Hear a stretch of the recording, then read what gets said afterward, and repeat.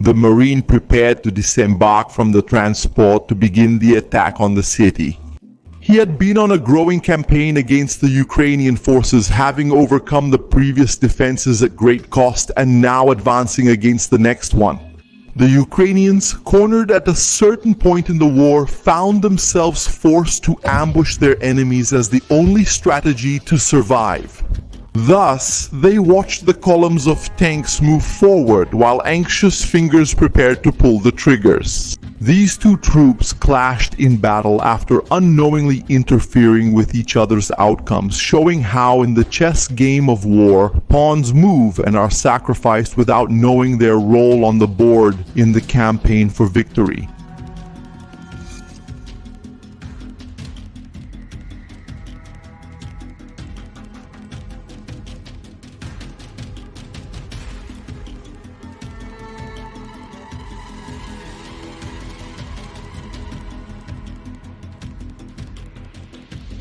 The world has changed, people have changed, but they also say that war never changes.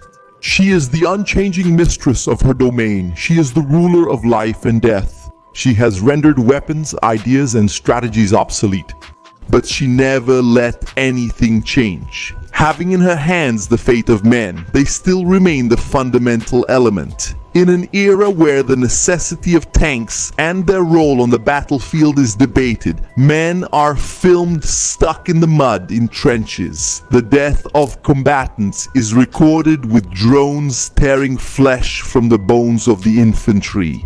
The foundation of war remains the man, and he may not be piloting a drone, but in the 21st century he is still falling ill in a trench, dying of cold in the field, or cowering before artillery. That's why it's necessary to tell the stories of the brigades and the soldiers. Because later, history books and the uninformed will simply say the president won the war. That's why here the stories of Russian Marines, Navy soldiers sent by the Kremlin to fight in Ukraine will be told. On their way, they will encounter Ukrainian soldiers, volunteers, and many others, allowing these men to clash in fierce battles, especially with the infantry of the 72nd Ukrainian Mechanized Brigade. The paths of the Marines and the infantry soldiers would cross several more times, with each side affecting the other's results in this campaign, until the final clash between the two troops.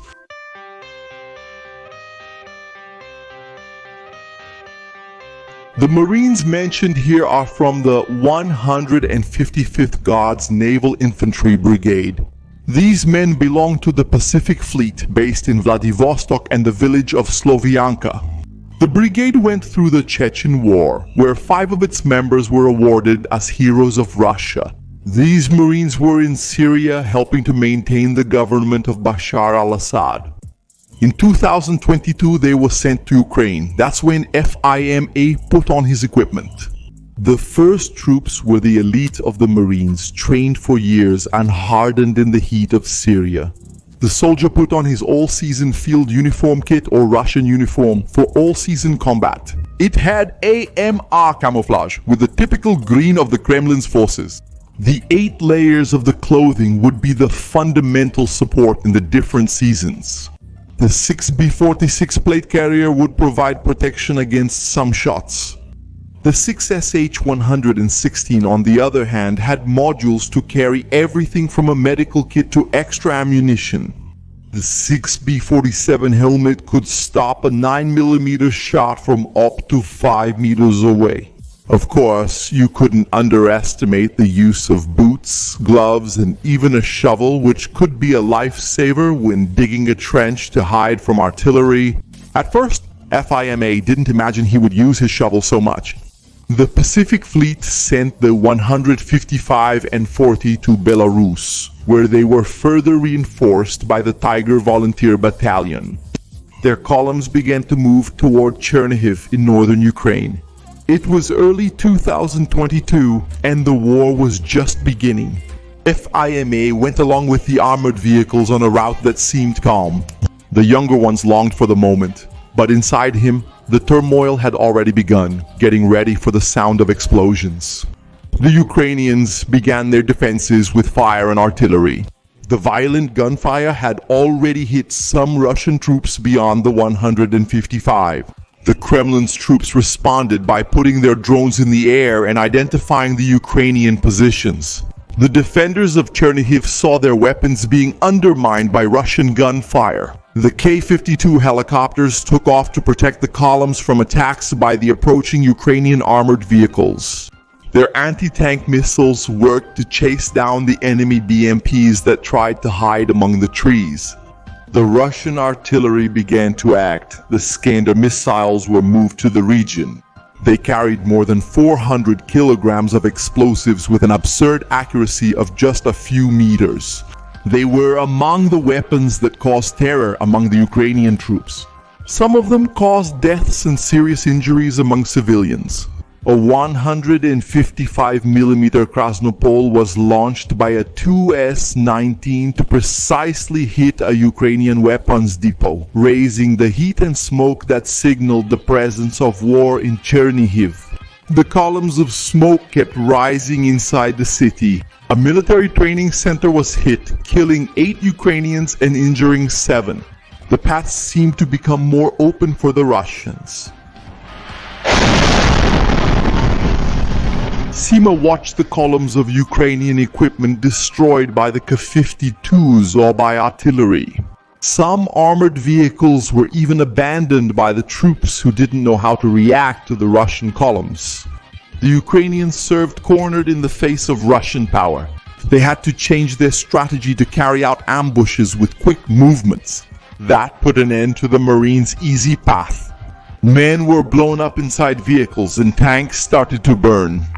But the Russians were already firmly inside Ukrainian territory. Fima and his men were sent for reconnaissance, moving ahead in a dangerous situation, exposed to one of the Ukrainians' lightning attacks. They checked the routes and made contact with the enemies. The fighting began to spread through Chernihiv. The fires in the houses and the marks from Azaka projectiles became a constant sight.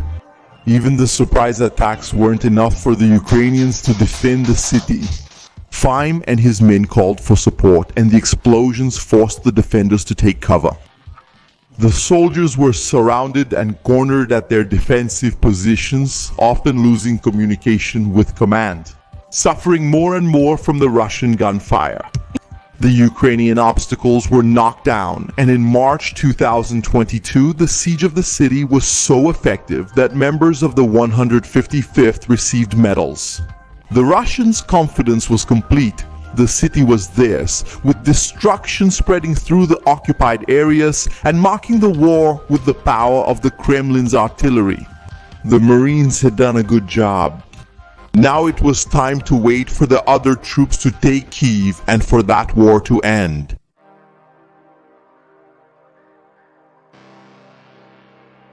The 72nd Mechanized Brigade of Ukraine was an old formation in the country, dating back to Soviet times, having fought in the Budapest Offensive in World War II. When the invasion of Ukraine began, the 72nd took on the mission of protecting Kyiv and stopping the Russian advance. They had the support of defense battalions formed by volunteers like Monik. The men began moving to their positions, starting battles against the Russians in conditions that were far from fair given the power advancing against them. In the beginning, there were squads that complained about the lack of weapons and the suicidal missions against the Russian columns. When the orders came to change strategies, the situation improved. Monaco was with the men of the experienced 72 to join the groups that would put the orders into practice. The first targets were the Russian artillery.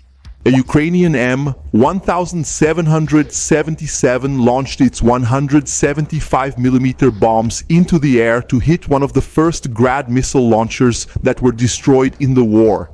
Then, the men prepared for ambushes, the only way to take down the large and slow mass of Russian power that was advancing. The scouts advanced along the roads, taking strategic positions. The rapid approach in familiar territory led 72 to destroy a TOS, further reducing the enemy's artillery. Monarch felt the adrenaline of waiting for the Russians without being discovered. The squads moved with the RPGs to fire at the most unprotected tanks, reloading and continuing to shoot while they still had a chance. It was a pleasure for the infantry to diminish the Russian power with a guerrilla strategy, something they would try to maximize throughout the battles. It started with the enormous Russian column moving along one of the highways toward Brovary, still aiming to reach Kyiv. The Ukrainian soldiers were there with their RPGs. The first explosion hit one of the leading armored vehicles in the line directly. The crew quickly abandoned the vehicle, leaving only the driver behind. The men in the BMP right behind jumped out, while the armored vehicle turned to fire in the direction of the attackers. The rest of the column broke formation cohesion to avoid further attacks. Some tried to shoot in the direction of the Ukrainians, but they disappeared into the smoke. That didn't stop the Kremlin's stubbornness. The Russians were so confident that a huge line of armored vehicles moved through Brovary in a formation ridiculously vulnerable to an ambush. Made up of the 6th and the 239th Tank Regiments of the 90th Guards Tank Division, the column moved very slowly and included several obsolete vehicles, such as older production T-72 tanks advancing without infantry support. Furthermore, the convoy was led by self-propelled artillery like the TOS, one with no ability to defend itself against infantry attacks. The Ukrainians did not forgive. Their drones had detected the arrogant advance. The soldiers positioned themselves between the houses while the artillery began targeting, corrected by the drones' lenses. The bombardment began with dozens of 155mm and 120mm shells falling among the tanks. In the initial confusion, the crews didn't know how to retreat, with vehicles blocking their allies' paths. Anti-tank guided missile and rocket-propelled grenade fire flooded the battlefield with even more smoke and confusion. In one of those moments, the commander of the 6th Tank Regiment, Colonel Andrei Zakharov, was hit and died in combat. Many soldiers fled into the surrounding forests, and the column, once a symbol of power, retreated in humiliation. The remains of the armored vehicles stayed on the streets of Brovary like sculptures as a tribute to one of the strangest moments of the war.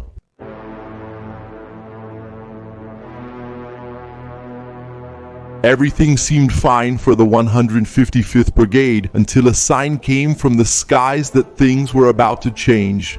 A Su-35 crashed back in March when the Marines were calm in their position. It seemed like a sign that things were not going to go well. The pilot was captured the same day after ejecting, and being such an important prisoner, he wouldn't see his homeland again anytime soon. The Ukrainians reinforced themselves in Kyiv and drove out most of the troops that were targeting the capital. After that boost, they started getting ready to liberate other cities like Chernihiv. The troops advanced, starting some small skirmishes. Fimas got ready for the battles, but his leaders thought differently. Fearing the possibility of being surrounded, they gave the order for an organized withdrawal, which sent the Russians toward Belarus after such a well-done job in Chernihiv. The process resulted in losses, even though they had left mines everywhere to slow down the Ukrainians. The landscape around Chernihiv was filled with Kremlin equipment destroyed by the initial fighting. The Ukrainians retook the city, raising their flags again, but they witnessed the power of the Russians forever marked there. FIMA waited for orders, imagining that they would regroup and easily take the Chernihiv Oblast again. But they would have new orders when they were sent to face the 72nd Ukrainian Brigade in November of 2022. FIMA and his Marines were moved to a position opposite to their initial attacks. Now they would cover an entire area in Donetsk. Their initial objective would be Pavlivka, a village that had just over 2,000 inhabitants before the invasion.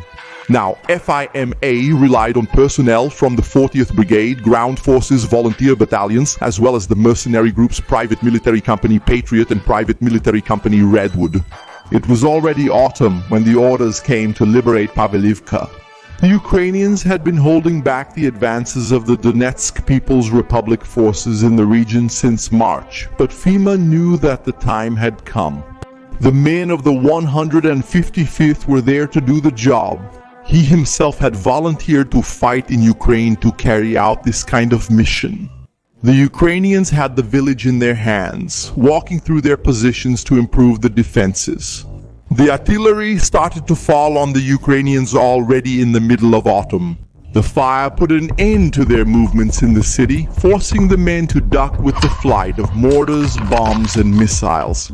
They hurried their steps to move, knowing that there were new strategies among the Russians. Many of them were still unaccustomed to the enemy's strategies, and the kamikaze drones did not yet have all the notoriety they deserved.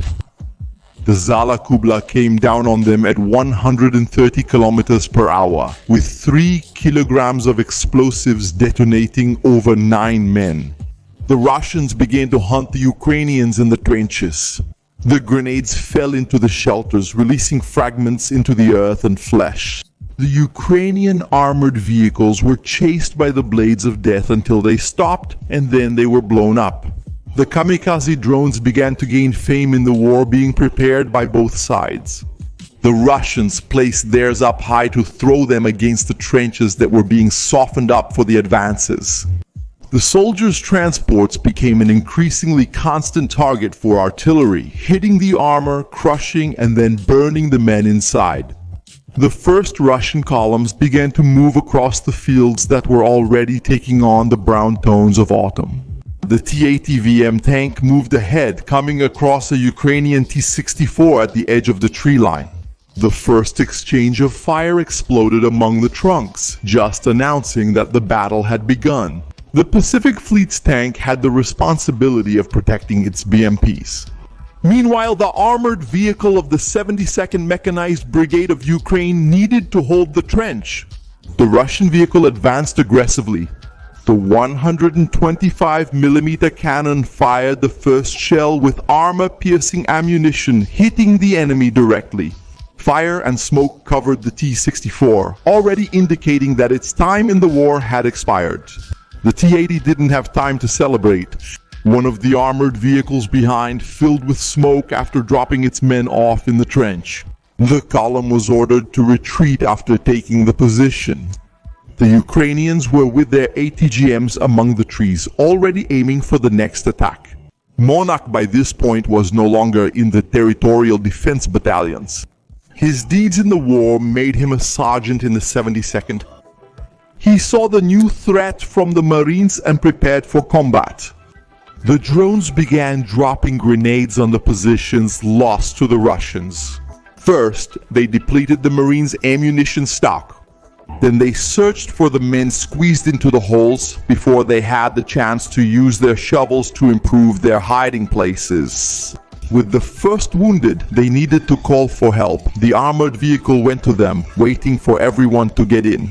They were grateful for the rescue, thinking they should come back with a new strategy. The Ukrainians set up the ATGMs against the armor, blowing up the BMP and taking the lives of some Marines.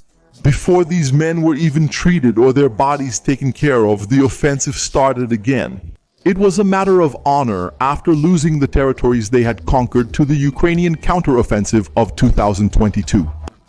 The tanks tried to advance alongside the tree line, which offered no protection at all against the way the Ukrainians' weapons were spread out. Kyiv's Omega Special Forces had well-positioned anti-tank guided missile teams. They targeted the advancing tanks. Little by little, they started exploding after the deadly zigzag of the missiles. Sometimes a tank stopped in the wrong place and a Ukrainian stood up from the trench to blow it up with a close-range shot. Others tried to use all their speed to get past already destroyed vehicles. They ended up encountering the same type of mines that took out the first ones in combat. One of the tanks was hit by 2 of those fire seeds and ended up stopping. 2 of the crew tried to escape, but the third got trapped because of the position of the cannon and the turret. They started moving the obstruction, but they didn't have time to continue.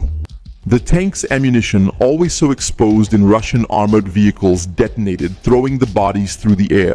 The armored vehicles became victims of a poorly executed strategy, which didn't expect so many weapons to be in the trenches in front of Pavlivka.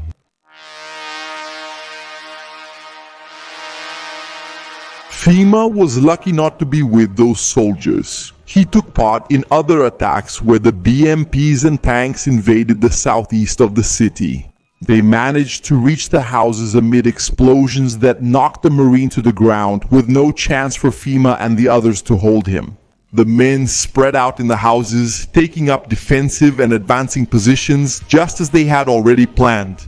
Some took shelter in the buildings, while others continued advancing, knowing that the T-80 tanks were already on their way.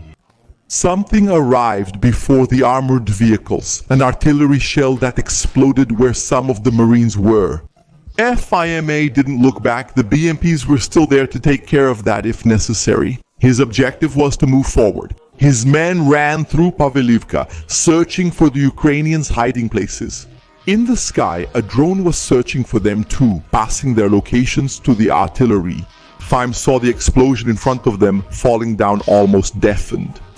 He called the others to keep moving. The tanks were already inside the village as well, but one of them was hit early in the attack. The flames began to lick the ammunition, filling the crew with terror. They jumped out of the armored vehicle and ran. Shortly after, the Ukrainians found the machine still running after it had been abandoned. The metal monster was broken, as if in revenge for the tank battle that had taken place not long before. FIMA requested drone support and was assisted by the Cascade Battalion, which began showering the Ukrainian positions with grenades. They pursued the enemies day and night, mainly looking for the mistake when they insisted on staying in large groups. The Marines were already inside the village, still scattered, and they used the coordinates of the weakened positions to kill or capture men. The work was difficult as they went from house to house. First, grenades were thrown through the windows to kill or stun the enemies inside. The next Marine went through the deadly funnel, firing his automat Kalashnikova into the dark and smoky interior of the house. Fima followed to provide support, shooting to take out the Ukrainian inside. Sometimes it took ingenuity to find the target, knowing that spending too much time in an open position was the same as death. A direct shot at the phone would have lodged in the Marine's flesh. At least they realized where the enemy was and fired back. The automat Kalashnikova unleashed everything it had stored in the magazines against the Ukrainians. On November 14th, Pavlivka fell, opening the way to Vuhledar. Fima learned that the 155th and the 40th lost more than 240 men in those difficult advances, mainly due to poor intelligence on the Ukrainian positions. Generals took credit for the glory when he and his men walked among the houses and overcame the enemies with courage and rifle fire, but the worst of the fighting was still to come.